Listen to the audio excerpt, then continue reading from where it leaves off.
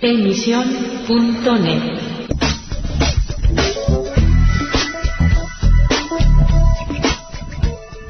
Hola, ¿qué tal? Bienvenidos a Emisión.net. Les habla Daniel Oval. Esta semana estamos con Marcos Zapata, pastor evangélico, miembro de la Junta Directiva del Movimiento Buenas Noticias, terapeuta familiar y además presidente de la Comisión de Familia de la Alianza Evangélica Española. Hola Marcos y bienvenido. Muy buenas, Daniel. La Comisión de Familia de la Alianza Evangélica Española saca esta semana una guía de acción pastoral contra la violencia de género. Corrígeme si me equivoco, pero creo que es la primera guía pública que en esta línea se publica en el ámbito protestante español, ¿es así? Pues no te equivocas. Creo, a mi entender, lo que ha estado de mi parte en la construcción de la guía, he buscado por todo el mundo algo referente y no hay lo que es una guía. Sí ha habido trabajos de algunos terapeutas que han hecho un buen trabajo acerca, a nivel de artículos, a nivel de alguna guía de ayuda para la restauración de mujeres maltratadas, como es Esli Carballo, tal vez una pionera en este área.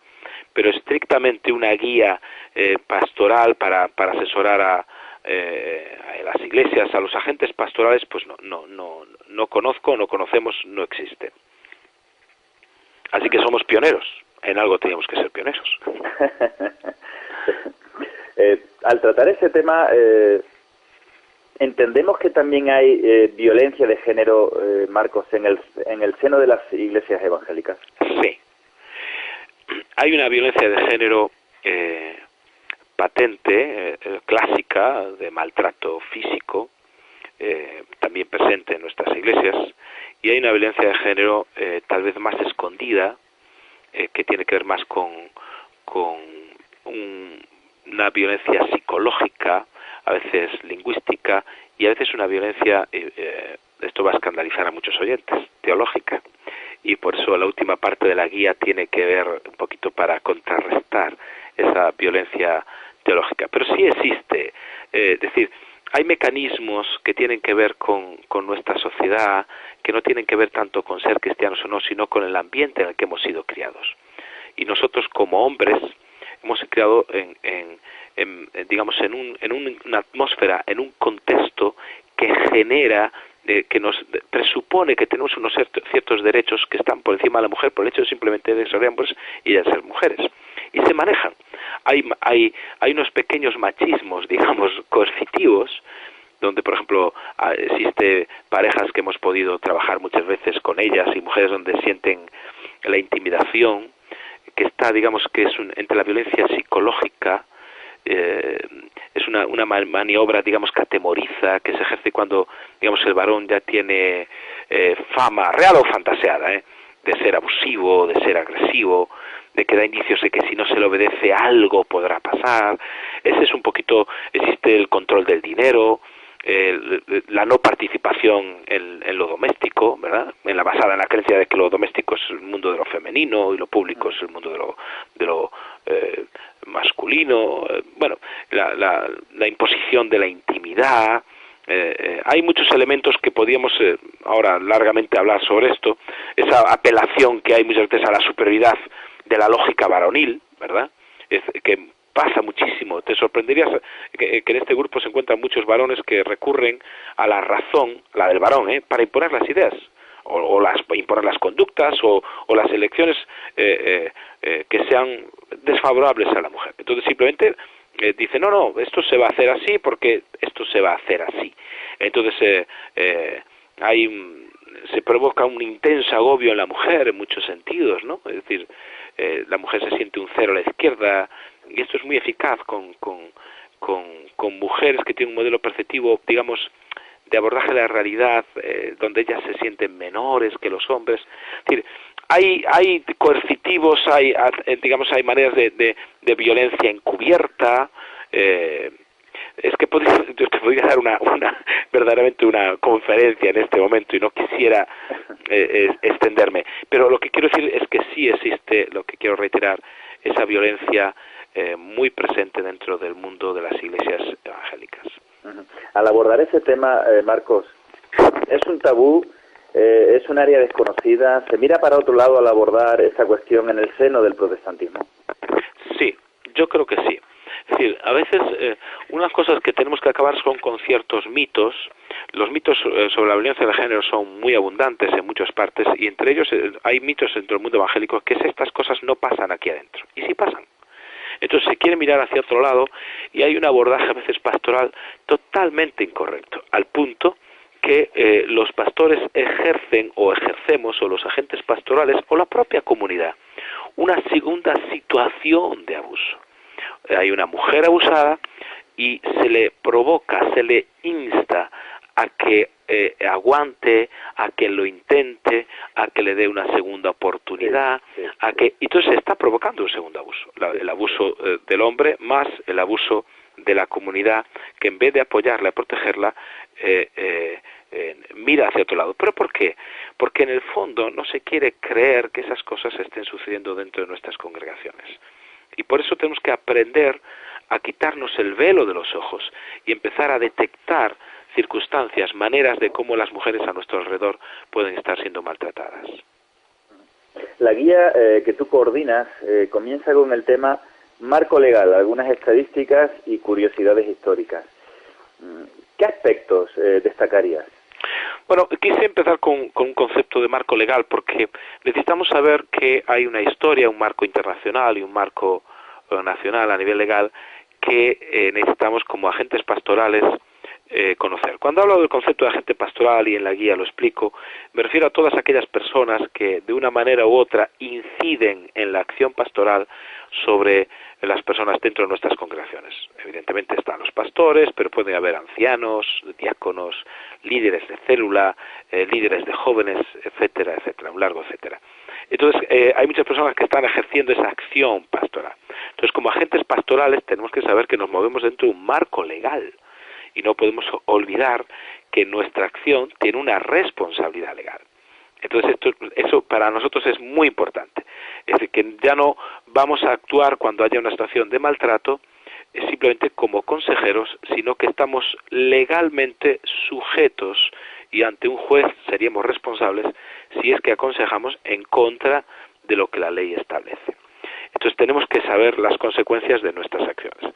Después quise un poquito sé que las estadísticas siempre son frías, pero es necesario tener estadísticas y ver qué es lo que está ocurriendo, para que se nos remueva un poco el corazón. No puede ser que se hable de que hay 7 millones de españolas que han sufrido algún tipo de maltrato físico o psicológico y que nosotros desconozcamos eso. 7 millones de españolas son muchas mujeres en ese sentido. Sí, desde luego. Entonces como que el 74% de las mujeres maltratadas son acosadas por sus parejas incluso también en sus puestos de trabajo. Es decir, o por ejemplo que el 50 no tengo aquí las estadísticas, pero creo que sobre el 50-53% de los hombres que maltrataron a sus mujeres también abusaron sexualmente de sus hijas. Es decir, esto es una barbaridad. Entonces, claro, tenemos que conocer que esos datos están ahí. No son datos inventados, son datos estadísticos recogidos por instituciones muy serias, como es el Instituto Reina Sofía contra la Violencia de Género, en Valencia, el propio Ministerio, y que nos hemos dado cuenta que claro, mira, fíjate, genéricamente el 28% de las mujeres españolas han vivido relaciones sexuales forzadas antes de los 16 años. El 28%, es decir, casi más de un cuarto, casi un tercio de las mujeres han vivido relaciones sexuales forzadas y han tenido que saber integrar eso a sus vidas como si nada pasara, y esto es una barbarie. Y claro, somos herederos de esa historia, y yo por eso hablaba de algunas curiosidades históricas como en la época de Roma, ¿no? Que simplemente a una mujer se la podía matar si era sorprendida en caso de adulterio o incluso en caso de violación. Pues si la mujer lo provocaba, a la mujer se le mataba, al hombre no, pero a la mujer sí. O por ejemplo, Jean-Jacques Rousseau, ese filósofo francés del siglo XVIII que tuvimos que estudiar muchos en la carrera, estudiando pedagogía en la universidad, que nos lo vendieron como un gran pedagogo, pero era un padre nefasto, un padre que me traía maltratando a sus hijos, y él decía, ahora sí puedo leer textualmente, que la mujer está hecha para obedecer al hombre, la mujer debe aprender a sufrir injusticias y aguantar tiranías de un esposo cruel sin protestar. La docilidad por parte de una esposa hará a menudo que el esposo no sea tan bruto y entre en razón. Es decir, este es el tipo de consejeros que teníamos. O Nietzsche, algunos creen que el tercer pensador del siglo XX, junto con Marx y con Freud, decía Nietzsche, vas con mujeres, no olvides el látigo. Y después es el guía de muchísimos que se levantan pensando en los derechos de la mujer. Y aún hoy en día es común la condena a muerte por el hecho de adulterio en países islámicos, como puede ser en Irán, que de todos conocido el caso de esta mujer que quiere ser asesinada o está condenada a muerte. Entonces, la idea de esta primera parte es una visión general un poquito de la historia, del marco legal, de las curiosidades que es importante tener en cuenta. Como hemos estado viendo durante lo que llevamos de entrevista, al hablar de violencia de género, sin duda, el centro es la violencia contra la mujer. Es un tema muy tratado. ¿Qué destacarías de las aportaciones que ofrece la guía? Bueno, la guía, digamos, tiene tres partes vitales, tiene un cuerpo en tres partes. Lo que intentamos es dar una primera parte, es dar un marco teórico muy consistente, porque no podemos actuar dentro de la pastoral sin un marco teórico consistente. Entonces debemos de saber lo básico acerca de lo que es el marco legal, lo que es la violencia contra la mujer, debemos saber lo básico del matador, y tenemos de eliminar los mitos que hay acerca y que tenemos muchas veces adquiridos dentro de la propia pastoral. Entonces lo que hay que dar es ese marco teórico que sea consistente.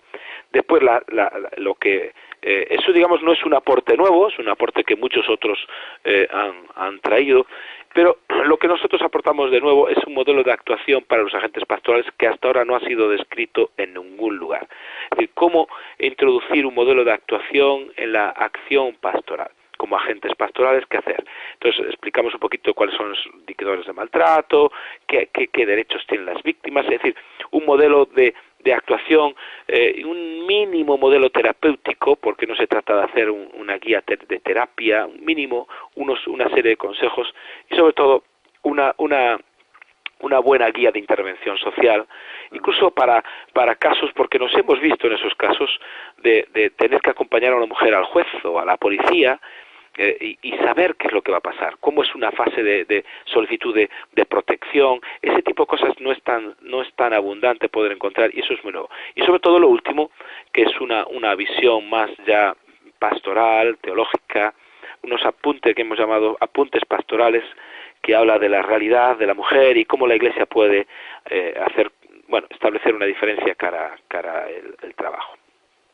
Llegando al aspecto práctico, Marcos, hay un punto que considero, bajo mi punto de vista, fundamental, y es que se abordan los indicadores para la detección de esos malos tratos. ¿Cuáles son y de qué manera pueden ayudar en la pastoral en esta difícil cuestión? Bueno, muchas veces es difícil detectar los malos tratos cuando uno no está entrenado en eso. A veces porque tenemos una visión de cómo suceden las cosas en base a nuestra propia experiencia, en nuestra propia realidad. Sí. Recuerdo en una ocasión, por poner un ejemplo, que una mujer comentando que su marido tenía con ella relaciones sexuales violentas. El concepto de violento que yo pueda tener, yo no lo puedo asumir como el modelo para evaluar lo que ella está haciendo. Entonces, la siguiente pregunta es, ¿y a qué le llamas tú violentas? Dice, no, es que me pone un cuchillo en el cuello mientras tenemos relaciones sexuales. Claro, eso sería otro tema de explicación de cómo actuar en esos casos, ¿no? Es decir, terapéuticamente sería, ahora no es harina de este costal, pero uno a veces no se da cuenta de que hay gente que está sufriendo a nuestro alrededor y no nos damos cuenta.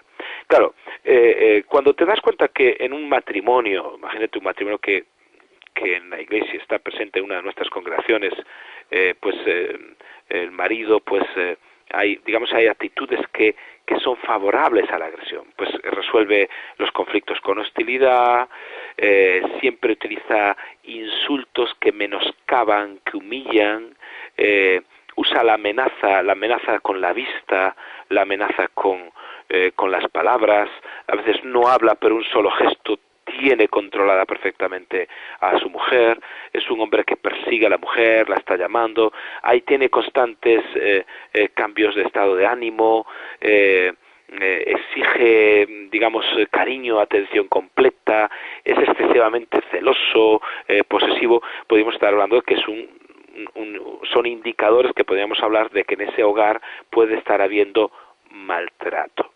Ahora, cuando la mujer la encuentras como que se aísla, que no participa fácilmente de las actividades de la congregación, manifiesta ansiedad, tiene conductas autodestructivas, a veces el marido dice, mi mujer se intentó suicidar, pero hay que saber por qué. Presenta confusión, a veces te le preguntas qué te pasó, por qué vienes así triste, por qué has llorado, y hace una definición, digamos, vaga de lo que le ha sucedido. Ves que una mujer que ha interiorizado el machismo es una mujer que depende del varón y de todas las figuras de autoridad, tiene dificultades de concentración, en fin, muestra una actitud siempre muy defensiva cuando le preguntas acerca de lo que pasa dentro del hogar. Los niños, no se sabe lo que ocurre dentro del hogar, son detectores no previos al maltrato, es de que ya está habiendo maltrato. Mujeres que presentan miedo, tienden a desvalorizarse, tienen, digamos, una autoestima pendular, de repente está muy bien, está muy mal. Es decir, hay todos unos elementos que en la guía las personas que puedan leerla pues les va a ayudar, ¿verdad? Pero sí hay ese tipo de trastornos. Evidentemente los físicos son más claros de ver, los físicos son muy claros, aunque hay mujeres que se maquillan, que se ponen, pero los físicos son muy claros, ¿no?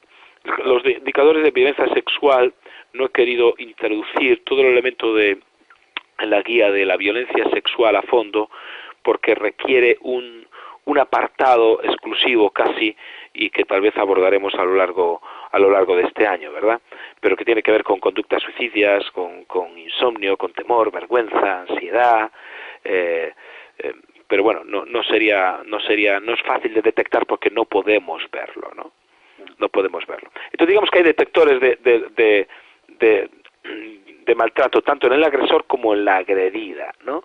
Entonces desde un hombre que es despectivo, irónico, insulta, humilla, ves que un hombre que mantiene esa relación de poder dependencia, que no le permite a veces trabajar, participar, pone dificultades para que la mujer se relacione, no respeta a las mujeres, la opinión de su mujer, la desvaloriza, pues esos son detectores de hombres que pueden estar ejerciendo el maltrato dentro del hogar. ¿Qué derechos, Marcos, tienen las víctimas en general? Bueno, los derechos son grandes, sobre todo ahora mismo que hay leyes que nos están asistiendo y las están asistiendo.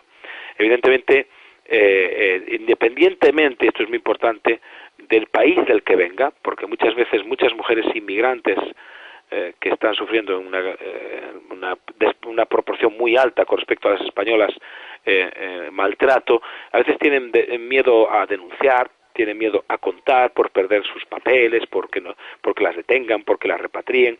Entonces, independientemente del país del que vengan, toda mujer que está pasando una situación de maltrato tiene derecho a la información, al asesoramiento adecuado, va a tener derecho a la asistencia social, no solo para ellos, sino para sus hijos, para sus hijas. Hay servicios asistenciales de emergencia, de apoyo, de acogida, hay servicios de recuperación integral, hay pisos de acogida, hay pagas, hay sueldos de emergencia para esta mujer, le asiste el derecho a la protección de la intimidad, para que aunque haya denunciado inmediatamente se guarda su intimidad y no se sepa esa situación. Puedes denunciar, sea en el juzgado, tiene ese derecho, o en la policía, y tiene derecho a solicitar protección, esto es muy importante, y tiene derecho a la restitución, a la reparación del daño y evidentemente a la indemnización del perjuicio que se le haya podido causar. Lo más importante es que la mujer no solo conozca que tiene derechos, sino que debe ejercer esos derechos. Y nosotros como agentes de la pastoral, una cosa que más yo he visto personalmente es que estas mujeres llegan al punto de aprender la indefensión.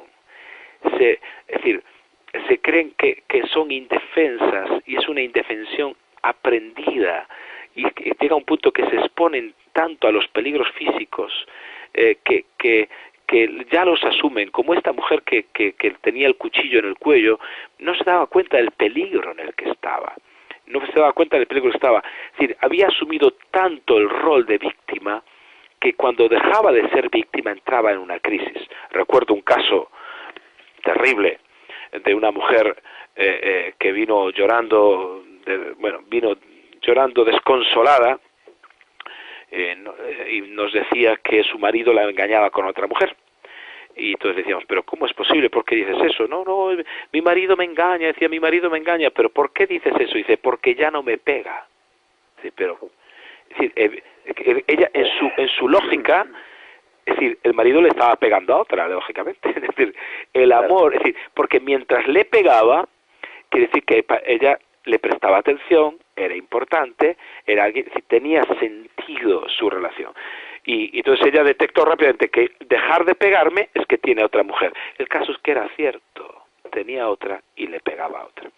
Entonces, lo importante no solo es que conozcan sus derechos, sino que despierten, ¿verdad?, de esa situación en la que están muchas veces de dominio, de control, y puedan pasar a una situación sin violencia, de igualdad. Entonces, que pasen de esa situación de amenazas a una situación de negociación justa, de intimidación a una situación de conducta no amenazante, de abuso emocional a una situación de respeto, de una situación de aislamiento a una situación de confianza y apoyo. Fíjate, nosotros definimos el maltrato de una forma muy sencillita, muy sencillita. El maltrato es lo contrario al buen trato.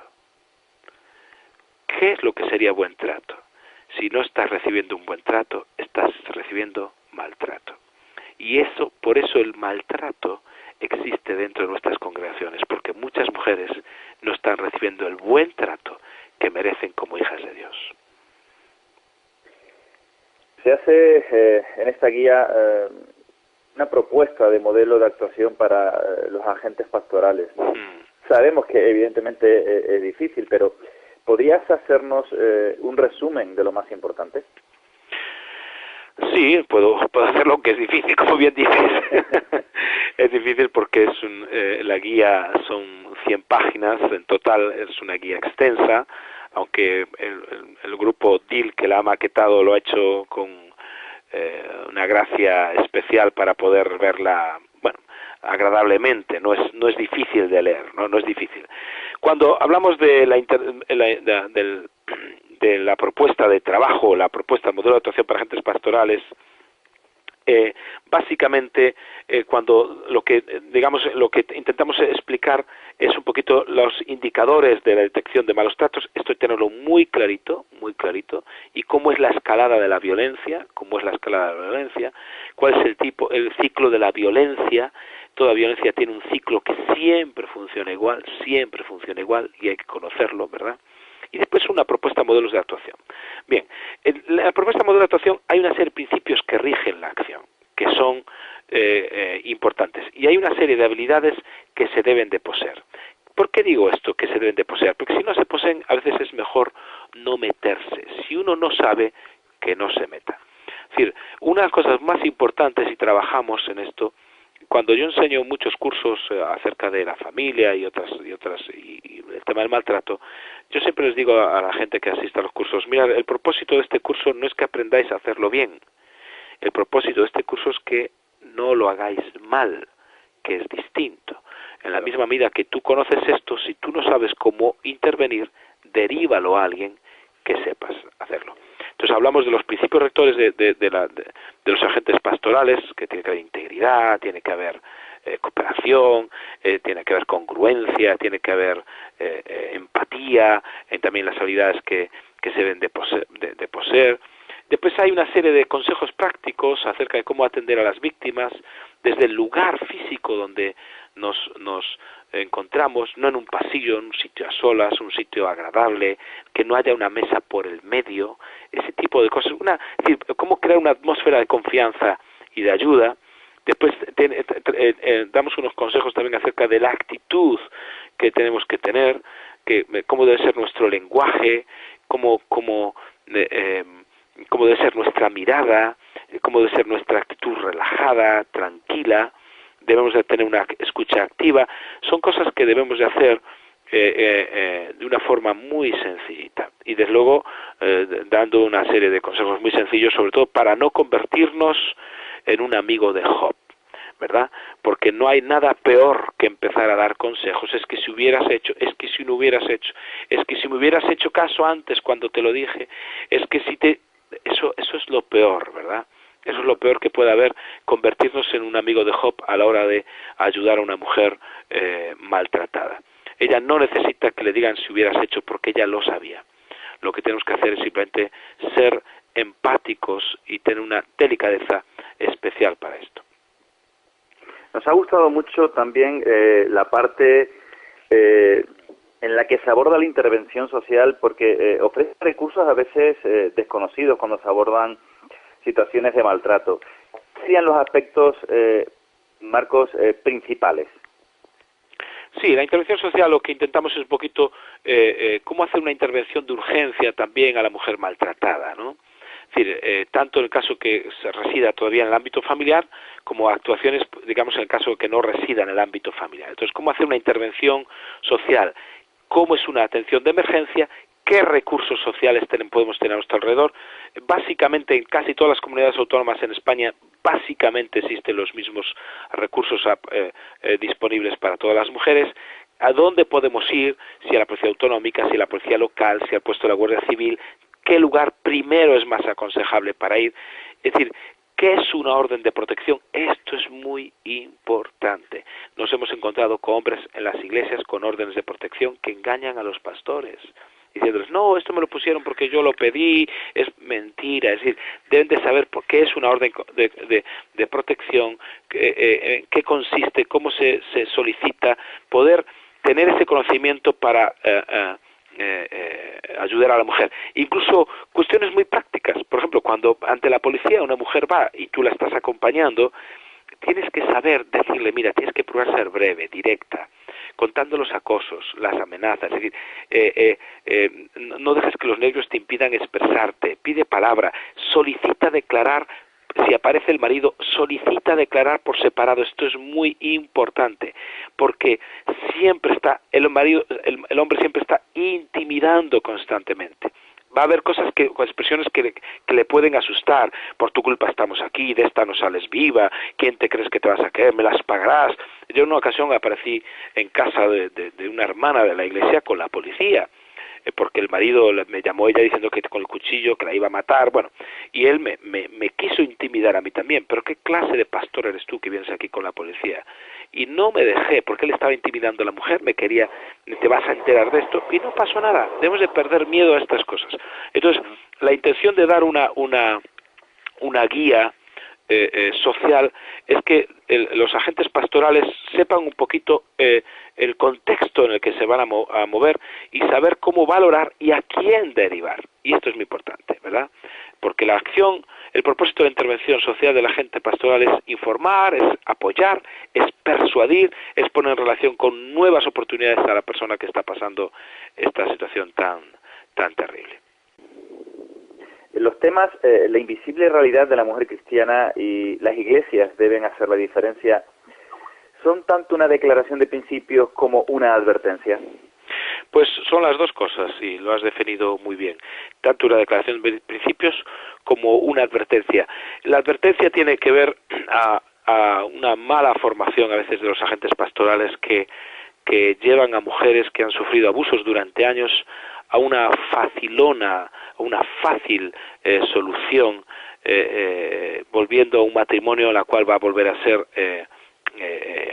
digamos, maltratada, ¿verdad? Y uno se pregunta a veces, ¿por qué el líder, el pastor, hace regresar a una mujer que ha sido maltratada durante años? y la pregunta es crítica, y la respuesta cae esencialmente, digamos, en convicciones que son correctas, pero son engañosas al momento. Es decir, una tiene que ver a lo mejor con respecto a la santidad del matrimonio, otras tiene que ver con la importancia de la sumisión en un matrimonio, y otra tiene que ver con el perdón cristiano. Convicciones correctas pero mal llevadas, y a lo largo de ese artículo intentamos dar luz en este asunto de una forma práctica, y también dando unos consejos acerca de lo que es la separación terapéutica, que creo que es importante introducirla aquí. Y pues claro, evidentemente las iglesias deben de hacer la diferencia, y ahí está la gran oportunidad que nosotros tenemos como agentes pastorales, porque nosotros tenemos la capacidad de influencia que no tienen ni psicólogos, ni médicos, ni trabajadores sociales de los ayuntamientos. Nosotros como agentes pastorales tenemos una ventaja impresionante, porque somos personas de autoridad para la familia, somos personas que podemos llegar a todo el espectro familiar, a todas las generaciones, desde los abuelos hasta los nietos. Podemos introducirnos en la familia, podemos ser elementos de cambio y agentes de cambio dentro de la familia, y la Iglesia puede entrar en un elemento de diferencia. Trabajando en la prevención, hay que hablar sobre el maltrato dentro de la Iglesia, y hay que predicar sobre eso, y después se pueden hacer programas para matrimonios, programas para solteros, reforzar la dignidad de la mujer, de la persona, enseñar a los hombres sobre todo el concepto de los falsos machismos, proveyendo incluso de grupos de apoyo para mujeres que han sufrido esto, estando a disposición durante la crisis. Es una cosa que muchas veces no pueden hacer otros agentes sociales, y la Iglesia está en un lugar privilegiado de ayuda al respecto, y es lo que se intenta a través de estos artículos. Termina esta guía con varios aspectos desde luego muy atractivos. Por ejemplo, las mujeres, el Mesías y Pablo, y señorear con Adán. ¿No era Pablo un misógeno y lleva un producto de la costilla de Adán? Marcos, sí, ¿cómo dar un enfoque global a la dignidad de la mujer desde la Biblia en su conjunto? Un judío, cuando se levantaba, un buen judío, fariseo, cuando se levantaba por la mañana, unas cosas que oraba o rezaba, o como quieran oír nuestros oyentes, era decir: Señor, gracias que no me has hecho esclavo, gracias que no me has hecho gentil, gracias que no me has hecho mujer. Cuando una mujer tenía que escuchar día tras día esa oración de su marido o de su padre, eso ya es una situación en sí misma de violencia. A través de estos artículos que Antonio Cruz y que nuestro querido amigo Luis Marián escriben, y que tomé de Protestante Digital, son artículos entre muchos que había, pero me gustaron por su claridad, porque demuestran claramente cómo no solo Pablo no es misógino, y no solo la Biblia no es misógina, sino es todo lo contrario. Pablo establece un verdadero movimiento de liberación de la mujer, sobre todo cuando escribo que ya no hay judío ni griego, no hay esclavo ni libre, no hay varón ni mujer, porque todos vosotros sois uno en Cristo.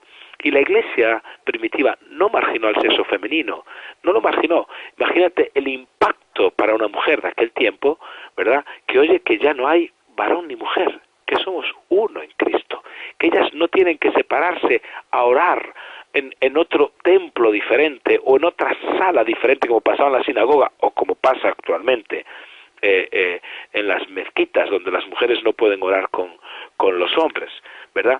Y intentamos ver cómo la Escritura habla de un montón de mujeres que eran realmente importantes dentro del ministerio de Pablo, porque hay que desmitificar precisamente ese punto de superioridad masculina per se, por el hecho de ser hombre, y eso es lo que hay que desmitificar, y ver cómo desde Adán hasta Cristo, ¿verdad?, ver ese segundo Adán que es Jesús, cómo redime a las mujeres, cómo las eleva a un lugar de dignidad. Maltratar a una mujer es maltratar la imagen de Dios. Dios creó al hombre, varón y hembra los creó, al ser humano. Maltratar a la mujer es maltratar a la imagen de Dios, como decía, y es ir en contra directamente de la perfecta voluntad de Dios para nuestras familias. Por eso, desde nuestras iglesias, desde nuestras comunidades, desde nuestros contextos sociales, tenemos que levantar una voz profética y no solo ser espectadores de lo que está sucediendo en un país donde en un año como este han muerto 71 mujeres, sino inmediatamente levantarnos como agentes de transformación social, agentes de cambio y agentes de denuncia, y también que nuestras iglesias sean un refugio, una ciudad de refugio para tantas mujeres que no saben dónde encontrar ayuda ni la dignidad perdida. ¿Algo más que para concluir quieras añadir o comentar? Nada más, que tenemos por delante, como todo reto que se nos presenta en la sociedad, una gran oportunidad. La sociedad española está trayendo respuestas a nivel legal y a social muy interesantes, pero todavía cojea en una respuesta que es integral, que tiene que ver con una labor espiritual que las iglesias podemos hacer en este área y podemos colaborar con otros agentes sociales que están trabajando en este área. Así que ánimo, trabajemos aquí porque el Señor estará con nosotros. Muchas gracias, Marcos. Y quien desee ver o descargarse este documento del que hemos estado hablando a lo largo de toda esta entrevista y que tras haberlo leído creemos sinceramente que es una de las mejores herramientas cristianas y seculares en la lucha contra el maltrato de la mujer y la violencia de género, pueden hacerlo visitando la web de la Alianza Evangélica Española, www.aeesp.net, y entrando concretamente en la Comisión de Familia. Marcos, nos despedimos. Muy bien. Pero antes de despedirnos, me gustaría la confirmación a un rumor. De fuentes generalmente bien informadas, Marcos, se nos asegura que el Nuevo Protestante Digital tendrá una sección dedicada exclusivamente a la familia y que precisamente vas a coordinar tú, ¿es así? Desde luego estás bien informado. Ya veo que hasta el Wikileaks se salen estas cosas. Hombre, tengo mis contactos, sí. Sí, exactamente. Estaremos lanzando una nueva sección y esperemos poder ser un poquito de ayuda y traer luz a algo tan importante como la familia en la sociedad española en estos momentos. Yo no creo que se trate de esperar. Estoy seguro de que va a ser así. Sí, sí, va a ser, y muy pronto, muy pronto. Uh-huh. Lo verás pronto, sí, señor. Marco, muchas gracias. Encantado, Daniel. Termino de esta entrevista, ¿cómo decirte? Agradecido, sinceramente, y ha sido un placer tenerte aquí, pero con una sensación también un poco agridulce, ¿no? Porque es un tema, desde luego, poco agradable para hablar de él y para tratarlo, aunque necesario, desde luego. Pero bueno, en la lucha estamos todos y yo creo que vamos a ser luz en medio de tanta tiniebla. Encantado, Daniel. Ha sido un placer, de verdad que sí. Que Dios te bendiga. Desde Emisión les habló Daniel Oval. Les esperamos la próxima semana para nuestra nueva entrevista. Que Dios les bendiga. Que Dios les bendiga. Emisión.net.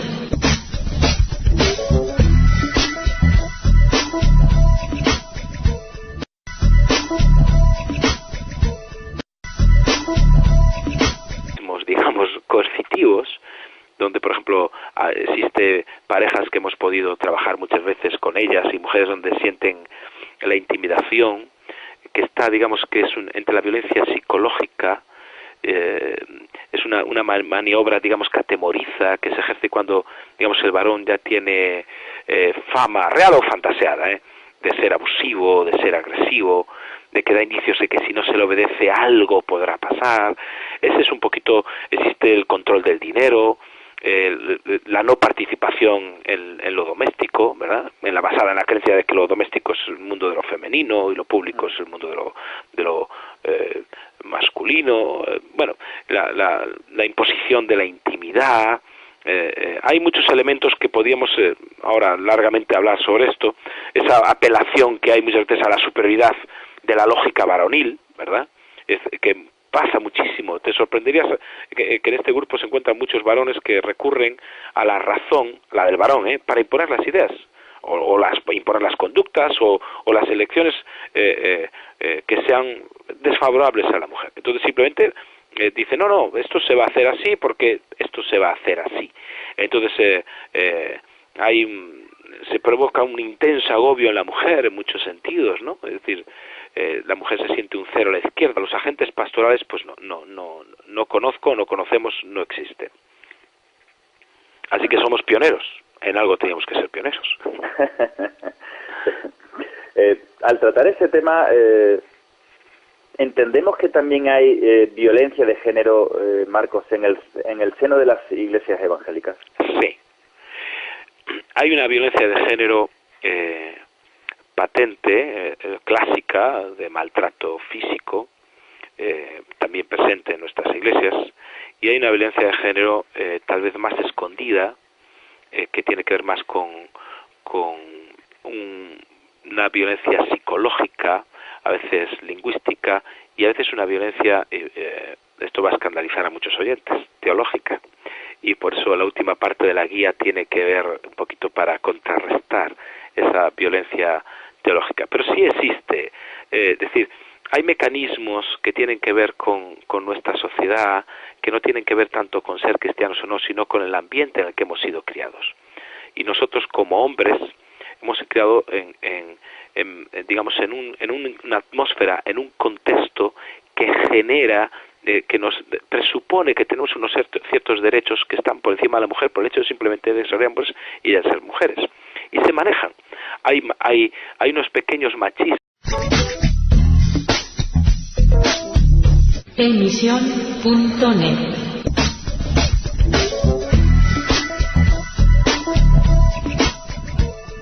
Hola, ¿qué tal? Bienvenidos a Emisión.net. Les habla Daniel Oval.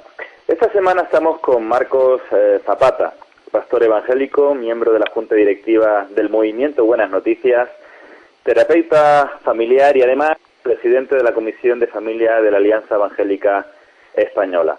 Hola Marcos y bienvenido. Muy buenas, Daniel. La Comisión de Familia de la Alianza Evangélica Española saca esta semana una guía de acción pastoral contra la violencia de género. Corrígeme si me equivoco, pero creo que es la primera guía pública que en esta línea se publica en el ámbito protestante español, ¿es así? Pues no te equivocas. Creo, a menos a mi entender, en lo que ha estado de mi parte en la construcción de la guía, he buscado por todo el mundo algo referente y no hay lo que es una guía. Sí ha habido trabajos de algunos terapeutas que han hecho un buen trabajo acerca, a nivel de artículos, a nivel de alguna guía de ayuda para la restauración de mujeres maltratadas, como es Esli Carballo, tal vez una pionera en este área. Pero estrictamente una guía pastoral para asesorar a las iglesias, y esto es muy eficaz con mujeres que tienen un modelo perceptivo, digamos, de abordaje de la realidad, donde ellas se sienten menores que los hombres. Es decir, hay coercitivos, hay maneras de violencia encubierta. Es que yo te podría dar verdaderamente una conferencia en este momento y no quisiera extenderme. Pero lo que quiero decir es que sí existe, lo que quiero reiterar, esa violencia muy presente dentro del mundo de las iglesias evangélicas. Al abordar ese tema, Marcos, ¿es un tabú?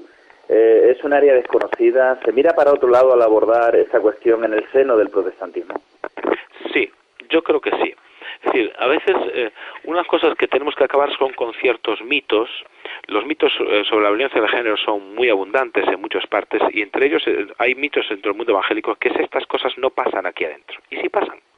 Entonces se quiere mirar hacia otro lado y hay un abordaje a veces pastoral totalmente incorrecto, al punto que los pastores ejercemos, o los agentes pastorales, o la propia comunidad, una segunda situación de abuso. Hay una mujer abusada y se le provoca, se le insta a que aguante, a que lo intente, a que le dé una segunda oportunidad, entonces se está provocando un segundo abuso, el abuso del hombre más el abuso de la comunidad, que en vez de apoyarla y protegerla, mira hacia otro lado. ¿Pero por qué? Porque en el fondo no se quiere creer que esas cosas estén sucediendo dentro de nuestras congregaciones. Y por eso tenemos que aprender a quitarnos el velo de los ojos y empezar a detectar circunstancias, maneras de cómo las mujeres a nuestro alrededor pueden estar siendo maltratadas. La guía que tú coordinas comienza con el tema marco legal, algunas estadísticas y curiosidades históricas. ¿Qué aspectos destacarías? Bueno, quise empezar con un concepto de marco legal porque necesitamos saber que hay una historia, un marco internacional y un marco nacional a nivel legal que necesitamos como agentes pastorales conocer. Cuando hablo del concepto de agente pastoral y en la guía lo explico, me refiero a todas aquellas personas que de una manera u otra inciden en la acción pastoral sobre las personas dentro de nuestras congregaciones. Evidentemente están los pastores, pero pueden haber ancianos, diáconos, líderes de célula, líderes de jóvenes, etcétera, etcétera, un largo etcétera. Entonces, hay muchas personas que están ejerciendo esa acción pastoral. Entonces, como agentes pastorales tenemos que saber que nos movemos dentro de un marco legal y no podemos olvidar que nuestra acción tiene una responsabilidad legal.